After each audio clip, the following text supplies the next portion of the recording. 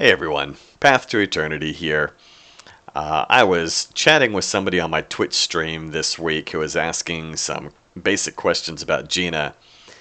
They said that they had never used it before, but they wanted to begin using it. And I mentioned a couple of my tutorial videos and my trigger packages, but I realized that I really had never made a video on just getting a character into GINA. So we're going to do that in this video.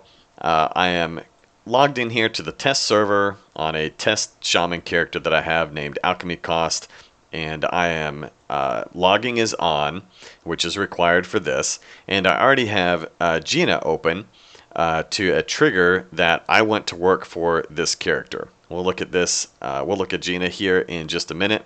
But in EQ, this is what I want to happen. When I cast Gate, I want GINA to announce to me that I'm casting Gate. And if you're anything like me, you have accidentally gated to your bind point before. It's very embarrassing in a group, and it can be even worse on a raid. And it's inconvenient even if you just accidentally do it when you're doing your own thing. So years ago, I wrote a trigger that fires if I begin casting Gate, so that I can cancel the spell if I don't actually want to cast it. And if I want to go to my bind point, it's just fine. I just keep going. So right now, that's not working for this character because I don't have this character loaded into GINA. I'm going to switch over to GINA, and I'm going to clear out of this for now. And on the Home tab, I'm going to click Add on the ribbon, which lets me add a character. It opens up this character editor. And I'm going to click on the three dots to find my log file. Now, since I've added characters before, this defaults to the logs folder in my EverQuest folder. You will need to be able to find this. So I have EverQuest installed through Steam from years ago, but you'll need to figure out where your own EverQuest folder is. And once you figure that out, you can find your log file, and then you can find your character. So I'm going to select this Alchemy Cost text file here, which is the log file, hit open. It'll populate some information here. I don't usually change hardly anything in here. I do like to change the profile name and put the server name first because this sorts alphabetically. And then I like to designate the class of the character, but you can leave it as is. It's just fine. You can leave the character name as is. Monitor on startup is good. You can change the colors if you want to, if you start to play around with different colors in your text and your visual timers. I don't even usually do that. For me, the volume, the voice, and the speed is fine. I do have two options for voices, and sometimes I'll pick a different one, but it's fine to leave as is for these purposes. The phonetic name is where you can hear how GINA is going to read your character's name. If this is being mispronounced, then you can manually type something in here. Otherwise, you can leave it as is fine, or you can put whatever you want in here. So if you want to say this is my shaman character, you can put that in there. And then for the sample, it's just going to read a line of text, including the C token with your character's name, so we can see what it would sound like if we call this shaman.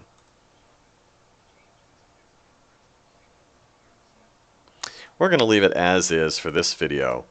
So I'm going to put that in there and hit save. And now we see that he's loaded in here on the left hand side. Now I want to make sure that he has the correct triggers and trigger groups applied to him. So I'm going to select him, highlights in red. I can select multiple characters at a time by holding down Control or Shift to grab a bunch at a time. But we're just looking at one here. So I'm going to select Alchemy Cost. I'm going to look over here and make sure that the tree that this gate trigger is in is all checked. Spells is checked, triggers is checked, general is checked. That's good. I don't need these miscellaneous triggers for him or any raiding, caster, melee, tank, or utility. He is a priest. He's a shaman. So we can make sure that those are fully checked and uncheck cleric and druid because we don't need that either.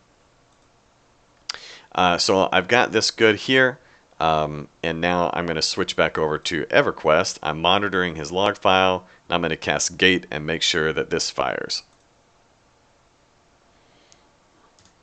Now I'm going to cancel that because I don't want to actually gate.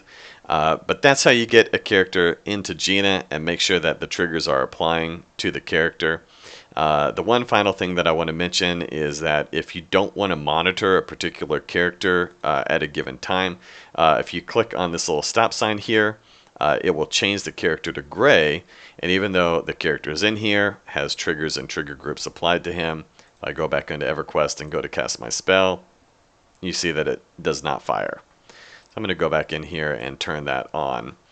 But that's a basic quick walkthrough on how to get your character into GINA, customize it a little bit, make sure that you've got the correct triggers applying to it and that it's actually logging, and then of course going into the game and testing the trigger to make sure that it fires.